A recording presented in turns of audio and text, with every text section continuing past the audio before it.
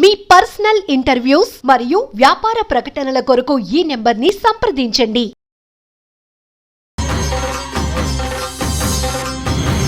శ్రీ కోయదేవతల జ్యోతిష్యాలయం. ఫోన్ ద్వారా జ్యోతిష్యం చెప్పబడును. దశమహావిద్యలు ఔపోసన పట్టి అష్టాదశ శక్తిపీఠాలు దర్శించి కాశీ అఘోరాల వద్ద వాక్సిద్ధి మంత్రసిద్ధి పొందిన వంశపారంపర్య జ్యోతిష్యులు లక్ష్మణ్ రాజు గారు. సెల్ 9177114420. మీ సమస్యలైన ధనం నిలకడ లేకపోవటం, వ్యాపార సమస్యలు, వివాహం ఆలస్యం, ప్రేమ, సంతానం, భార్యాభర్తల సమస్యలు, శత్రుదోషం, పీడకలలు, వంశవృద్ధి లేకున్నా, ఆరోగ్య మానసిక సమస్యలు ఉన్నా, మీ పేరు జాతకాన్ని బట్టి ఫోటో చూసి అద్భుతమైన జ్యోతిష్యం చెప్పగలరు. మంత్ర ప్రయోగాలున్నా, పూర్వీకుల దోషాలున్నా, స్త్రీ శాపాలున్నా, దిష్టి తీసిన నిమ్మకాయలు తొక్కి బాధపడేవారికి కనుదిష్టి ప్రభావం, చేతబడి, బాణామతి వంటి ఇతర ప్రయోగాలకు శక్తి పూజలు చేయబడును. మీకు ఎటువంటి సమస్యలు ఉన్నా 100% గ్యారంటీగా పరిష్కారం. ధన వశీకరణ, జన వశీకరణ, భార్యాభర్తల వశీకరణ, ప్రేమ వశీకరణ చేయబడును.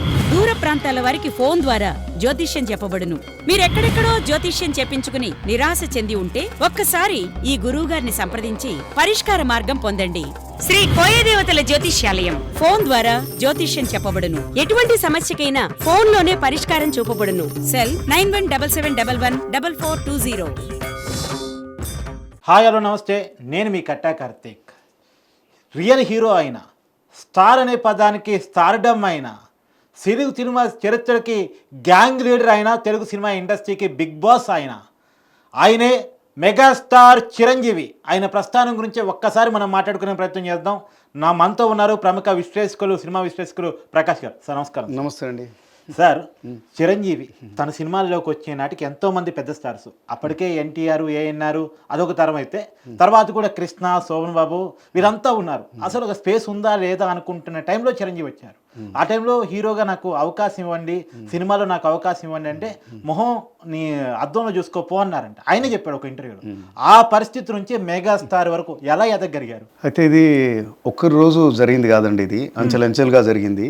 అంటే సింపుల్గా చెప్పాలంటే 1978లో ఆయనది ప్రాణం ఖరీదు తోటి అది ఫస్ట్ పిక్చర్. పునాది రాళ్ళు ఫస్ట్ తీశారు కానీ అది రిలీజ్ తర్వాత. సో ప్రాణం ఖరీదు అనేది ఫస్ట్ రిలీజ్ అయింది 1978లో. అయితే మీకు ఆయన అందరికీ తెలుసు ఆయన బ్లాక్ బస్టర్ ఏంటనేది. ఖైదీ. మిమ్మల్ని ఒక ప్రశ్న అడుగుతాను, ఖైదీ ఎన్నో సినిమా అయి ఉంటుంది అయింది? మొదటి 4-5 సినిమాలు. 4-5 సినిమాలు ఉండదు. ఖైదీ ఇప్పుడు 1978, ఇది 83లో వచ్చింది. ఇప్పుడన్నా చెప్పండి ఎన్నో సినిమా అయి ఉంటుంది? మేబీ ఒక 20-60వ సినిమా అది. అవునా? అంతకుముందు 60 సినిమాలు చేశారు. అంటే అన్ని రకాల పాత్రలు, అంటే ఫస్ట్ ఒక 2-3 సంవత్సరాల వరకు 81 వరకు కూడా రకరకాల పాత్రలు, అంటే చిన్నవి కానీ పెద్దవి కానీ. ఫర్ ఎగ్జాంపుల్ మనోరి పాండవులు, ఆయన సెకండ్ పిక్చర్ అది. అందులో పాండవుల్లో ఆయన ఒకలాగా చేస్తారు. సో అందులో అందరూ పాపులర్ యాక్టర్లు ఉన్నారు.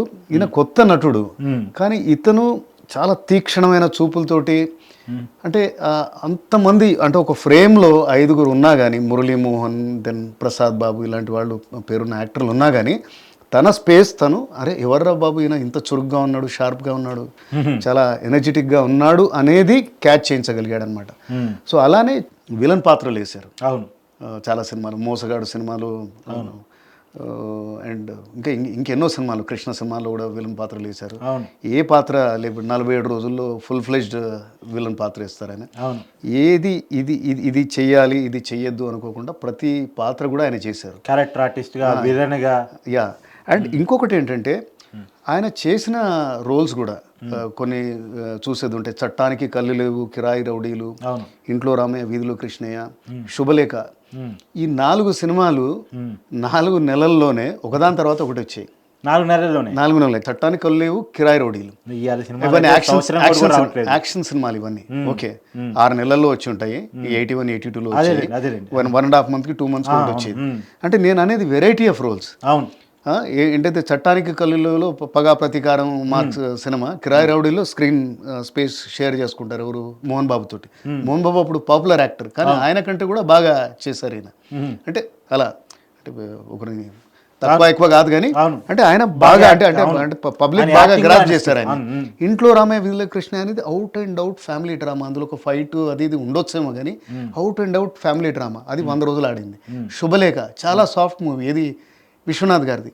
సో ఇలాంటి వెరైటీ రోల్స్ ఖైదీ దాకా ఆయన 60 సినిమాలు చేశారంటే ఆయన ఫౌండేషన్ బాగా వేసుకున్నారు. మీరు వేసిన కొత్త సమాచారం సార్, ఇప్పటి వరకు ఎవరికి తెలియదు అది.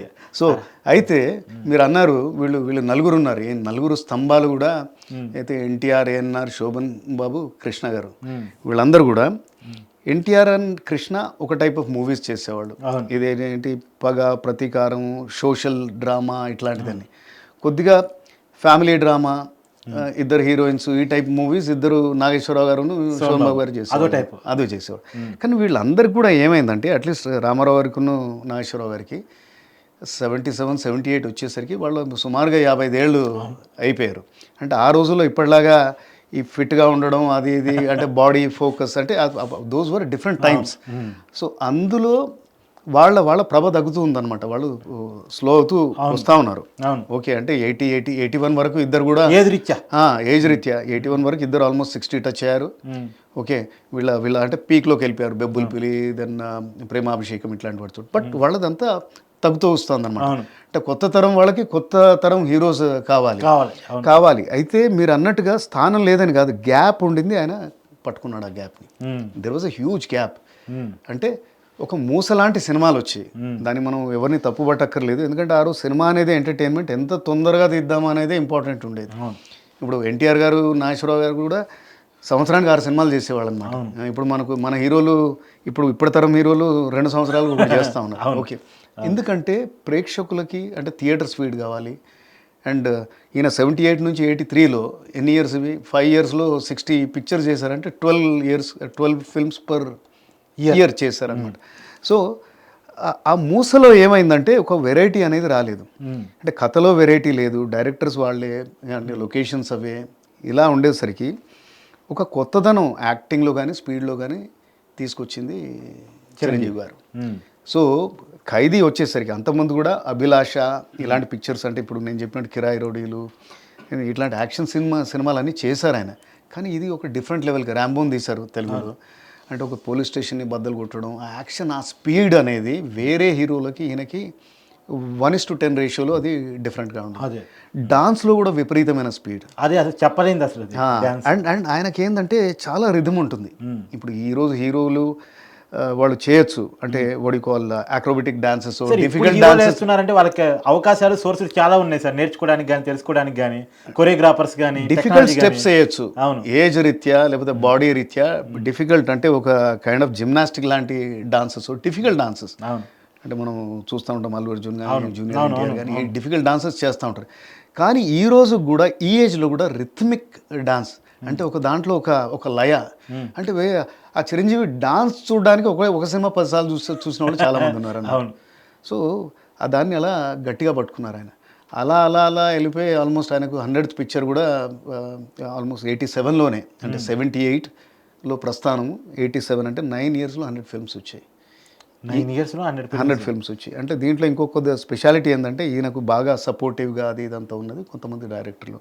ఫర్ ఎగ్జాంపుల్ కోదండరామరెడ్డి గారితో 23 సినిమాలు తీశారు. ఓకే, కోదండరామరెడ్డి గారి సెకండ్ ఫిల్మే న్యాయం కావాలి, ఈయనతోటి తీశారన్నమాట.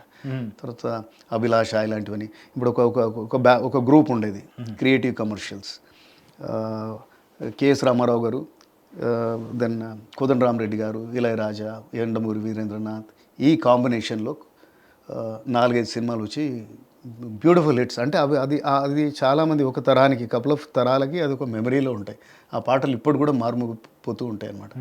సో కోదండరామరెడ్డి గారు ఇట్లానే, అంటే వేరియస్ ప్రొడ్యూసర్స్ అందరితో కూడా ఈయనకు మంచి సంబంధాలు అవి ఉండేవన్నమాట. ఈయన ఎదుగుతున్న కొద్దీ అందరి బ్యాకింగ్ ఉండింది. ఆయన బిహేవియర్ కూడా అలానే ఉండేదన్నమాట, సాఫ్ట్ స్పోకెన్, ఎవరితోటి. ఈ మాట పర్టికులర్ చెప్పండి సార్. సహజంగా ఇండస్ట్రీలో కొంతకాలం ఉన్న తర్వాత ఒక 10 సినిమాలు, 15 సినిమాలు, 20 సినిమాలు ఒక అగ్ర హీరో స్థాయికి వచ్చిన తర్వాత అనుకోకుండానే వివాదాలు ఇరుక్కుంటారు. అది అహంభావం కావచ్చు, హెడ్ వెయిట్ పెరగటం వల్ల కావచ్చు, తెలియని తనం వల్ల వచ్చిందో కావచ్చు, ఏదైనా ఉంటుంది. కానీ చిరంజీవి ఇన్ని దశాబ్దాల కెరియర్లో ఒక్క చిన్న వివాదం కూడా ఇరుక్కోపోవటానికి కారణం ఏంటి? అదే అండి, ఆయన స్వయం కృషితో వచ్చాడు. ఆయన అంచెలంచెలుగా వచ్చాడు, ఓవర్ నైట్ స్టార్ కూడా కాలేదు. 60వ సినిమాకి ఆయన నంబర్ 1 అయ్యాడు. అంతకుముందు కూడా ఈ was one of the top heroes. కానీ 60వ సినిమా ఖైదీతో ఆయన నంబర్ 1 అయ్యాడు. అంటే 60 సినిమా అంటే ఇటుక మీద ఇటుక వేసినట్టుగా అంటే ఆ బ్యాలెన్స్ అనేది వచ్చింది. అండ్ ఇంకోటి అదృష్టం అనొచ్చు. ఇప్పుడు హెడ్ వెయిట్ అనేది అందరం మనుషులమే, అంటే అది రాలేదంటే అది నిజంగా అది దేవుడు ఇచ్చిన వరం అయి ఉండొచ్చు. సో ఇలా చేశారు. ఇప్పుడు ఈ 100th పిక్చర్ తర్వాత ఇంకా ఆయనకు మళ్ళీ గోల్డెన్ పీరియడ్. ఇప్పుడేమో సూపర్ స్టార్ ఇప్పుడు ఖైదీకి, తర్వాత నెక్స్ట్ గోల్డెన్ పీరియడ్ అంటే 91, 92, 1991 ఆ ప్రాంతంలో అయింది. జగదేక వీరుడు, అతులేకు సందర్భం, గ్యాంగ్ లీడర్, రౌడీ అల్లుడు, ఘరానా మొగుడు. అప్పటి నుంచి ఆయనను మెగాస్టార్ అనడం మొదలెట్టారనమాట. ఆ 4 సినిమాలతోటి ఆయన అందరికీ అందనంత ఎత్తుకు వెళ్ళాడు. అంటే ఎప్పుడు అదే టైం అది పీక్స్. ఆయన లైక్ తెలుగు ఇండస్ట్రీకి Amitabh Bachchan, or south Indian ఇండస్ట్రీకి అమితాబ్ బచ్చన్ లాగా. అమితాబ్ బచ్చన్ నార్త్లో ఏమంటారంటే 1 to 10 అమితాబ్ బచ్చన్, 11th నుంచే మిగతా వాళ్ళు. ఈయన కూడా అలానే అయ్యారు, అలా ఎమర్జ్ అయ్యారు. అండ్ వీక్ మ్యాగజైన్లో అనుకుంటా the biggest super star of the country అని కూడా ఒక ఆర్టికల్ అనేది పబ్లిష్ అయింది. ఆయన క్రేజ్ ఆ విధంగా ఉండింది. ఓ ఘరానా మొగుడు కానీ, గ్యాంగ్ లీడర్ కానీ, ఆయన మేనరిజమ్స్ అది మళ్ళీ రీబూట్ అయ్యాడు అనమాట. అది చిరంజీవి 2.0 అనుకోవచ్చు మనం. ఓకే, తర్వాత కొన్ని అలాంటివి మామూలు సినిమాలు అడపదడప అంటే ఈయన క్యారియర్లో కూడా ఫ్లక్చుయేషన్స్ ఉండే. 87లో పసివాడి ప్రాణం రాకముందు కొన్ని ఫ్లాప్స్ ఉండే. దెన్ మధ్యలో మళ్ళీ 93, 94 ఆ ప్రాంతంలో అప్పటి నుంచి సంవత్సరానికి ఒక సినిమా తీయడం మొదలెట్టారు. మధ్యలో మృగరాజు అలాంటివి ఫ్లాప్ సినిమాలు వచ్చాయి. దెన్ అక్కడ నుంచి స్లో అయ్యారు. అంటే స్లో అవడం అంటే నెంబర్ ఆఫ్ మూవీస్ తగ్గించుకొని క్వాలిటీ మీద ఫోకస్ చేశారు. అప్పుడు హిట్లర్, బావగారు బాగున్నారా ఇట్లాంటి పిక్చర్స్ తోటి అది వెళ్ళింది. మళ్ళీ తర్వాత ఇంకొక స్టేజ్లో కూడా మళ్ళీ డౌన్ అయ్యారు. బట్ ఆయన పాలిటిక్స్లోకి వెళ్ళే ముందు అవుట్ స్టాండింగ్ హిట్స్ ఇచ్చారు. ఇది ఇందిరా, ట్యాగూర్, అది పొలిటికల్గా కూడా హెల్ప్ అయింది.